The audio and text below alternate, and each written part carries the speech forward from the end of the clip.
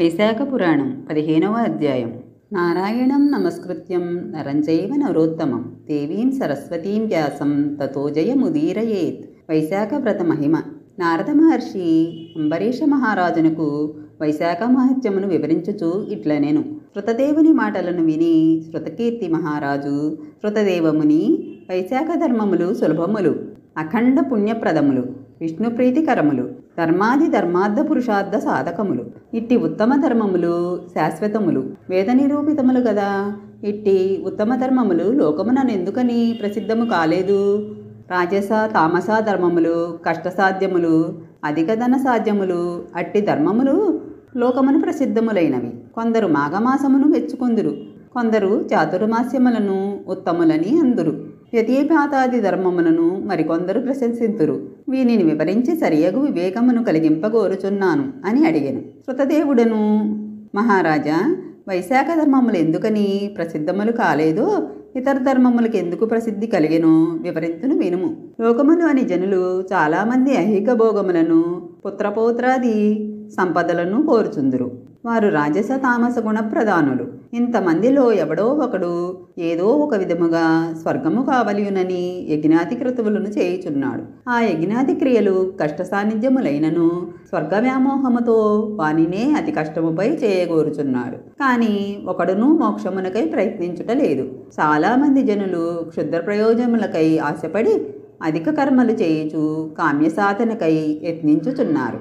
కావున రాజస తామస ధర్మములు లోకమున ప్రసిద్ధములైనవి. విష్ణు ప్రీతికర్మలకు సాత్విక ధర్మములు ప్రసిద్ధములు కాలేదు. సాత్విక కర్మలు నిష్కామ కర్మలు, కానీ ఐహికమును ఆయుష్మికమును అగు సుఖమును ఇచ్చునవి.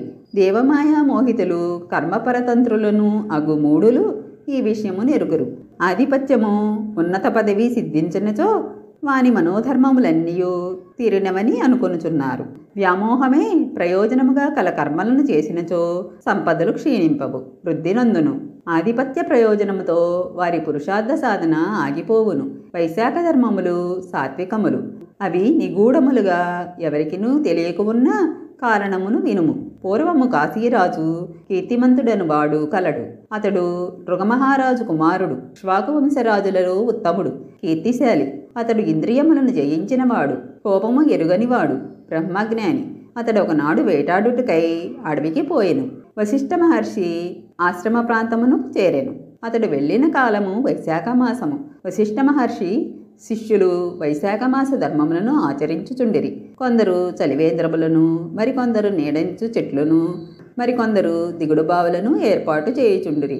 బాటసారులకు చెట్ల నీడల ఎందు కూర్చుండబెట్టి విసనకర్రలతో విసురుచుండిరి. చెరకుగడలను, గంధములను, ఫలములను ఇచ్చుచుండిరి. మధ్యాహ్న కాలమున ఛత్రదానమును, సాయంకాలమున పానకమును, తాంబూలమును, కన్నులు చల్లబడుటకు కర్పూరమును ఇచ్చుచుండిరి. చెట్ల నీడల ఎందు, ఇంటి ముంగిళ్ల ఎందు, మండపముల ఎందు ఇసుకను పరిచి కూర్చుండుటకు వీలుగా చేయుచుండిరి. చెట్ల కొమ్మలకు ఉయ్యాలలను కట్టుచుండిరి. రాజు వారిని చూచి ఇదేమిటి అని ప్రశ్నించెను. వారును, వైశాఖ మాసమున చేయవలసిన ధర్మములివి, మానవులకు సర్వ పురుషార్థములను కలిగించును. మా గురువుగారైన వశిష్ఠులచే ఆజ్ఞాపింపబడి వీనిని చేయుచున్నాము అని పలికిరి. మరింత వివరించి చెప్పుడని రాజువారిని అడిగెను. మేము ఈ పనులను గురువుల ఆజ్ఞను అనుసరించి చేయుచున్నాము. మీకింకనూ వివరములు కావలసినచో మా గురువులను అడగమని సమాధానం ఇచ్చిరి. రాజు వారి మాటలను విని పవిత్రమగు వశిష్ఠ ఆశ్రమమునకు వెళ్ళెను. అట్లు వచ్చుచున్న రాజును వాని పరివారమును చూచి వశిష్ఠ మహర్షి సాదరముగా రాజును వాని పరివారమును అతిథి సత్కారములతో ఆదరించెను. రాజు మహాముని ఇచ్చిన ఆతిథ్యమును స్వీకరించి నమస్కరించి సంతోషాశ్చర్యములతో చేయునిట్లడిగెను. మహర్షి, మార్గమున మీ శిష్యులు బాటసారులకు చేయు అతిథి సత్కారములు, ఉపచారములు నాకు మిక్కిలి ఆశ్చర్యమును కలిగించినవి. ఇట్లెందుకు చేయుచున్నారని నేను వారిని అడిగితిని. వారును, మహారాజా, దీనిని వివరించే అవకాశము లేదు. మా గురువుల ఆజ్ఞను అనుసరించి శుభకరములకు వీనిని చేయుచున్నాము. మీరు మా గురువులను అడిగిన వారు మీకు వివరింపగలరు. నేనును వేటాడి అలసితిని, అతిథి సత్కారమును కోరు పరిస్థితిలో ఉంటిని. ఇట్టి స్థితిలో మీ శిష్యులు బాటసారులకు చేయు అతిథి సత్కారములు విస్మయమును కలిగించినవి. నీవు మునులందరిలో మొదటివాడవు, శ్రేష్ఠుడవు, సర్వధర్మములను ఎరిగినవాడవు. నేను మీకు శిష్యుడను. దయవుంచి నాకు ఈ విషయము నెరిగింపుడని ప్రార్థించెను. వశిష్ఠ మహర్షియు రాజునకు గల ధర్మ జిజ్ఞాసకు వినయ విధేయతలకు సంతసించెను. రాజా, నీ బుద్ధికి గల క్రమశిక్షణ మెచ్చదగినది. విష్ణు కథా ప్రసంగమునందు విష్ణు ప్రీతికరములగు ధర్మములను ఎరుగుట యందు ఆసక్తి కలుగుట సామాన్య విషయము కాదు. నీవడిగిన విషయమును వివరింతును, వినుము. వైశాఖ మాస వ్రత ధర్మము విషయములను వినిన సర్వపాపములను నశించును.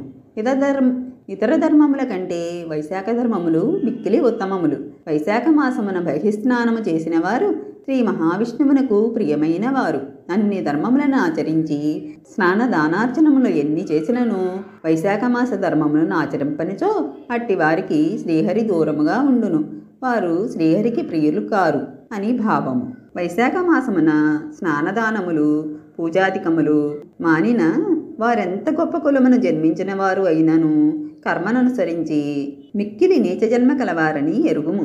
వైశాఖ మాస వ్రత ధర్మములను ఆచరించి శ్రీహరిని పూజించినచో శ్రీహరి సంతసించి వారి కోరికలను ఇచ్చి రక్షించును. శ్రీపతియు జగన్నాథుడునగు శ్రీ మహావిష్ణువు సర్వ పాపములను నశింపజేయువాడు సుమా.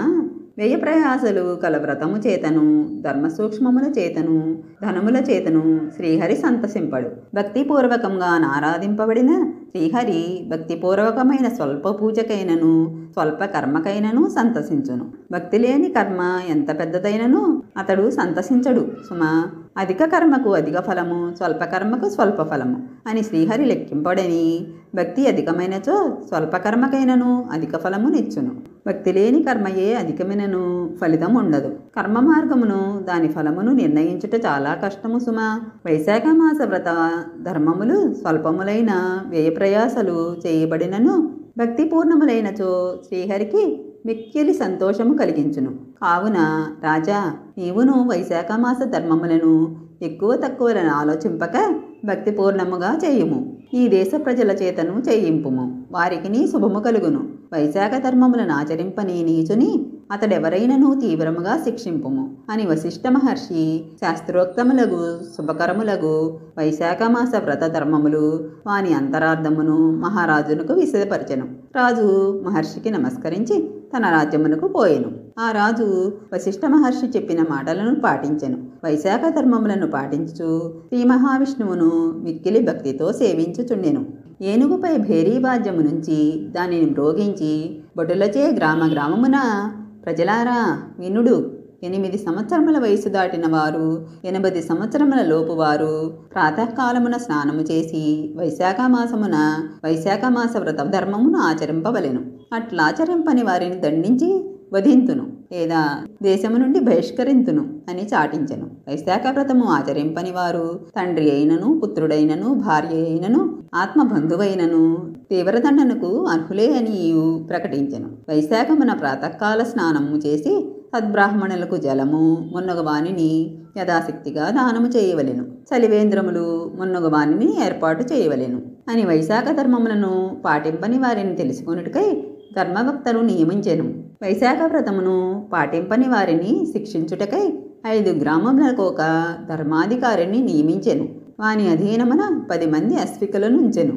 ఈ విధముగా ఆ మహారాజు ఆజ్ఞచే వాని దేశమున వైశాఖ మాస వ్రతము సుస్థిరమయ్యను.